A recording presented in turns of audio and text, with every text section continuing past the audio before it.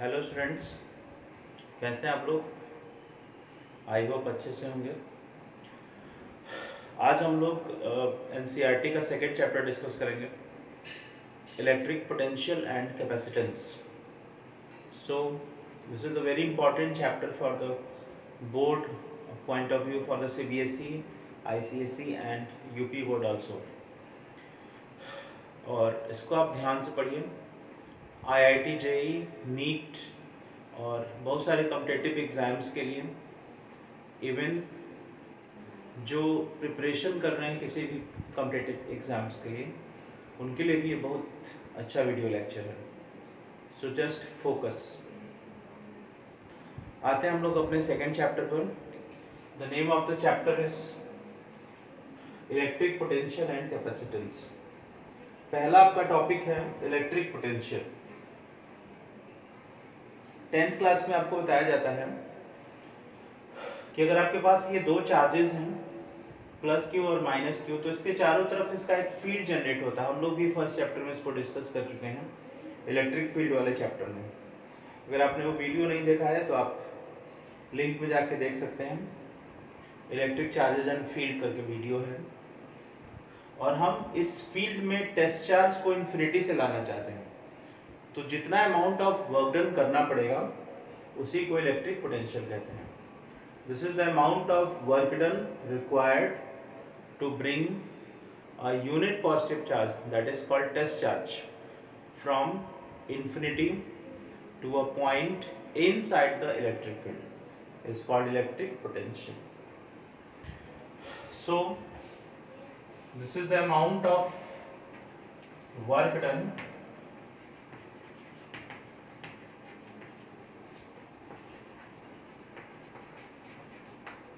required to bring a test charge from infinity to a point inside the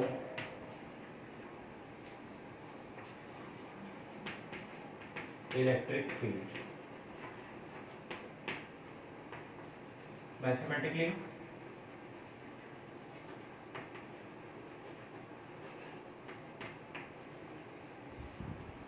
वैसे देखा जाए तो potential, electric potential कोई आपका होता ही नहीं है। इलेक्ट्रिक पोटेंशियल डिफरेंस होता है, लेकिन हम लोग इलेक्ट्रिक पोटेंशियल इसलिए बोलते हैं क्योंकि हम इन्फिनिटी के पोटेंशियल को ज़ीरो मानते हैं। जो इन्फिनिटी का पोटेंशियल होता है वो ज़ीरो होता है, और जिस पॉइंट पर लाते हैं उसमें से उसको माइनस करते हैं। तो आप इसको लिख सकते हैं v minus V infinity, this is v infinity is equal to W by Q zero. लेकिन इन्फिनिटी का पोटेंशियल जीरो होता है, इसीलिए हम लोग 10th क्लास में जो टीचर्स थे वो डायरेक्ट ये फॉर्मूला पढ़ा देते थे। बट हमेशा याद रखिएगा, इलेक्ट्रिक पोटेंशियल डिफरेंस शब्द होता है। इलेक्ट्रिक पोटेंशियल कोई शब्द ही नहीं होता है, बस वो एक छोटा सा कॉन्सेप्ट है। इलेक्ट्रिक पोटेंशियल डिफरेंस का एक छोटा सा लिमिटेशन है कि अगर हम इन्फिनिटी से आएंगे तो उसको इलेक्ट्रिक पोटेंशियल कहेंगे, और एक पॉइंट से दूसरे पॉइंट पर जाएंगे तो हम उसको पोटेंशियल डिफरेंस कहेंगे। क्योंकि हम यहाँ इन्फिनिटी से आए हैं इसलिए v माइनस वी इन्फिनिटी लिखे हैं, और इन्फिनिटी का पोटेंशियल जीरो हो जाएगा। तो इसलिए हमारा फार्मूला आ गया ये। Now check out the unit. Work unit joule होती है, चार्ज की यूनिट कूलम होती है। इसी को हम लोग वोल्ट भी कहते हैं, दिस इज वोल्ट। और ये एक स्केलर क्वांटिटी है, so potential is a scalar quantity.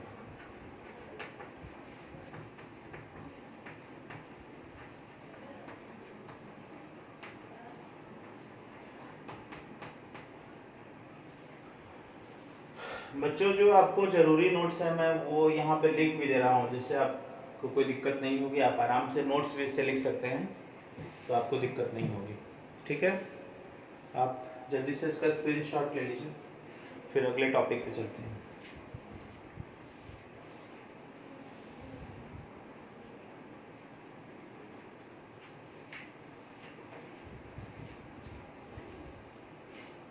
हम लोगों का जो नेक्स्ट टॉपिक है वो potential difference, electric potential difference. देखिए कैसे उसको डिफाइन करना। मैंने डिफिनीशन नहीं मिटाया है क्योंकि एकदम सेम कॉन्सेप्ट है।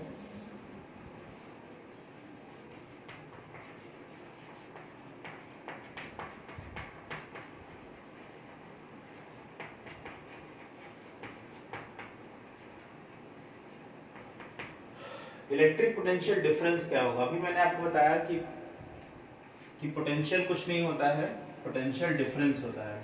जैसे ये मान लीजिए हमारे पास दो पॉइंट्स है ए एंड बी, आपके पास दो पॉइंट्स ए एंड बी, इसका पोटेंशियल VA है और इसका पोटेंशियल VB है।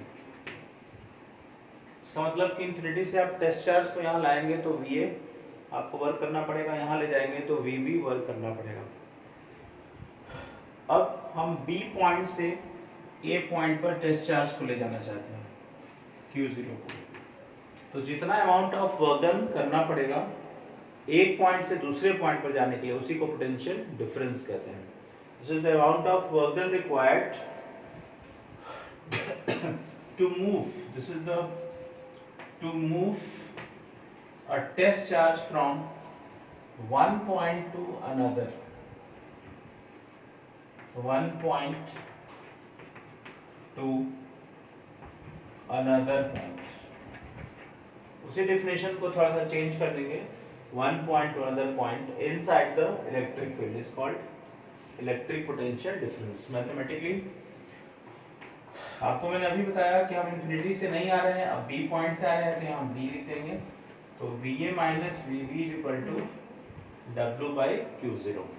वहाँ B माइनस V इंफिनिटी लिखे थे क्योंकि हम इंफिनिटी से आ रहे थे, यहाँ A से B पर जा रहे हैं, इसीलिए हमने यहाँ पे लिखा है VA minus VB is equal to W upon Q0।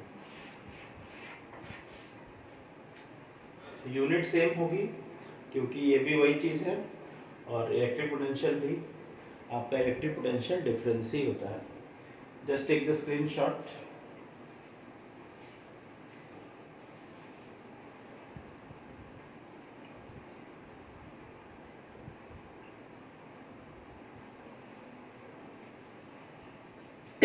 अब आते हैं हम लोग इस चैप्टर के पहले डेरिवेशन पर। इस चैप्टर का फर्स्ट डेरिवेशन अब आपको कराना है, electric potential due to a point charge.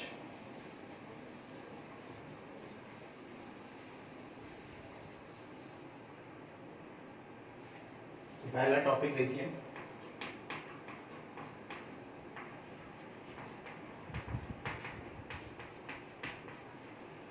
Electric potential at a point due to a point charge।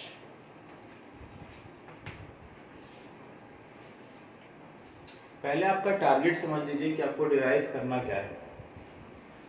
तो मैंने आपको बताया कि आपके पास एक चार्ज है,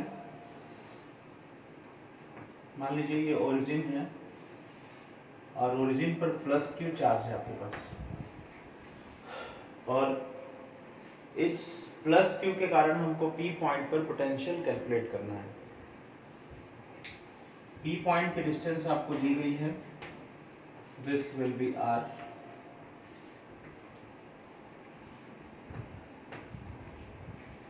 आपको इस प्लस Q के कारण P पॉइंट पर पोटेंशियल कैलकुलेट करना है। कैसे करेंगे आप? आपको बस ये पता है कि पोटेंशियल का formula V is equal to W by Q0। तो हम सबसे पहले वर्क डन कैलकुलेट करेंगे to bring the charge from infinity. तो सपोज करिए हमारे पास एक टेस्ट चार्ज है, ये इंफिनिटी है, इंफिनिटी पर उसको हम लाना चाहते हैं P पॉइंट तक। चूंकि इंफिनिटी की वैल्यू नहीं पता है, इनडिटरमिनेट फॉर्म होता है, तो हम इंटरमीडिएट दो पॉइंट्स मान लेंगे यहाँ पर,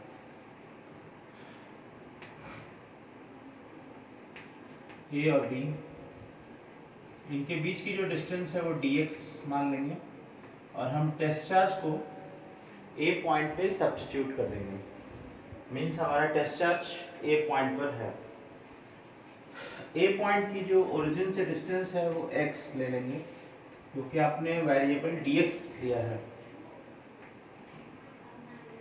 अब हमको वर्क डन चाहिए, तो सब वर्क डन के लिए फॉर्मूला होता है dw f डॉट dx।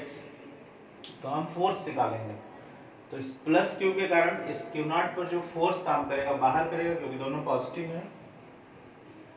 सो इस फोर्स को हम पहले निकालेंगे, इस फोर्स को जो आउटवर्ड्स काम कर रहा है। तो सबसे पहले फोर्स कैलकुलेट करेंगे। तो electric force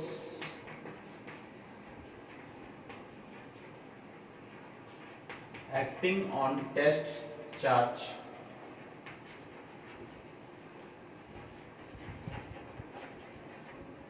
placed at point P। Force का फॉर्मूला हो जाएगा, आप यहाँ पे लिख सकते हैं by Coulomb's law.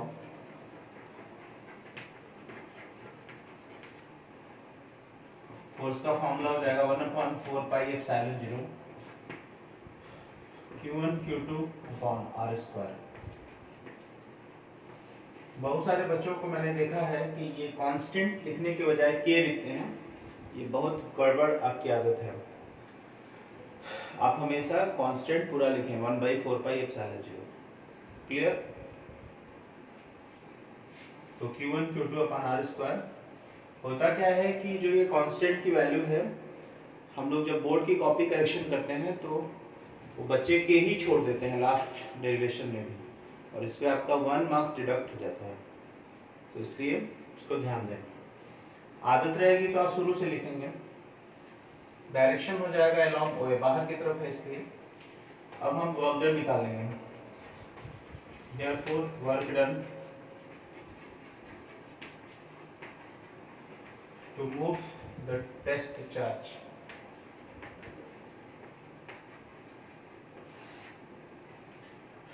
From A to B। पहले A से B पर लाने के लिए वर्क डन निकालेंगे। तो dW F dx cos 180 degree हो जाएगा, क्योंकि आप देख रहे हैं कि फोर्स आउटवर्ड्स है और डिस्प्लेसमेंट इनवर्ड्स है, तो 180 डिग्री एंगल हो जाएगा।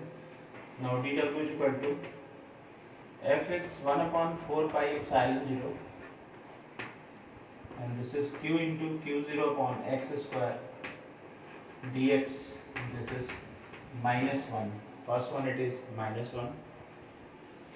now the work done dW becomes -1/4 pi epsilon 0 Q1 Q2 on x square dx। Total work done आपको कैलकुलेट करना है, इंटीग्रेट कर देंगे, integrating under proper limit. So integrating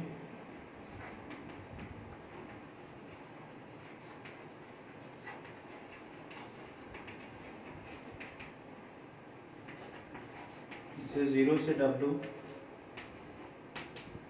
यहाँ से Q not upon 4 pi epsilon 0, minus sign भी बाहर ले लीजिए, and this is dx upon x square. Limit हो जाएगी इन्फिनिटी से r, क्योंकि हमको इन्फिनिटी से r पॉइंट तक आना है।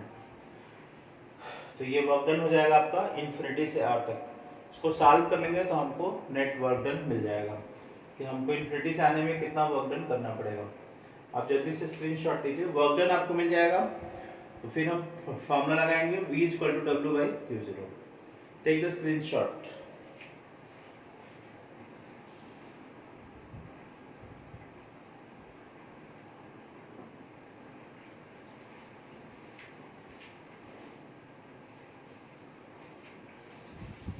अब हमको टोटल वर्क डन की वैल्यू मिल जाएगी।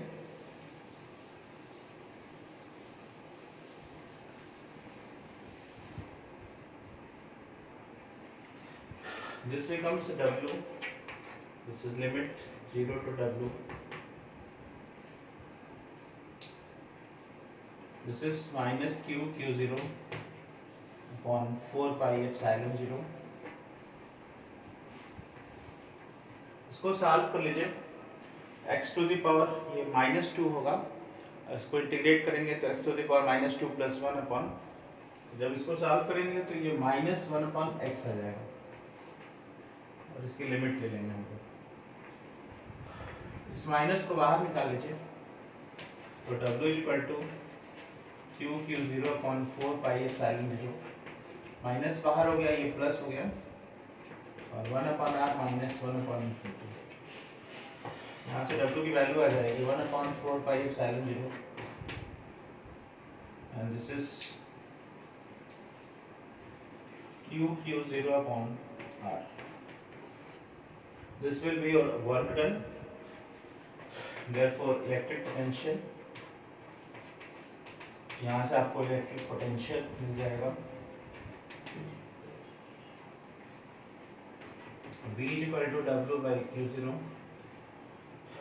Q0 से Q0 कैंसिल हो जाएगा and this is 1/4πε0 Q upon R. This is the answer. V = 1/4πε0 Q upon R. आप ध्यान दीजिए, इलेक्ट्रिक फील्ड में ये Q/r² आया था, लेकिन इसमें क्या है Q/r। दैट इज, आप चाहें तो इसको लिख भी सकते हैं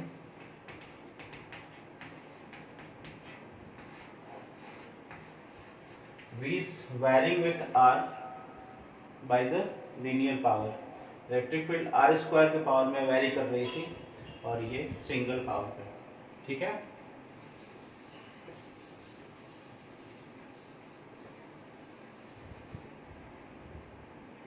जल्दी से आप स्क्रीनशॉट ले लीजिए।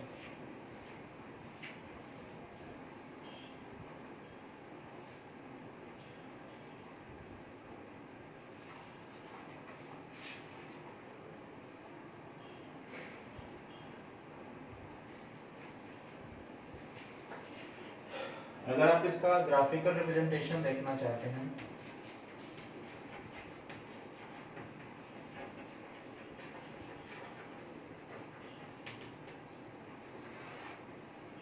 if you want to plot the graph between V and R,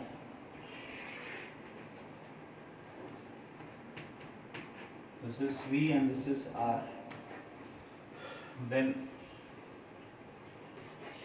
the graph looks like rectangular hyperbola। इसका जो ग्राफ होगा वो rectangular hyperbola जैसा होगा। This is the rectangular hyperbola। Clear? This is the graphical representation.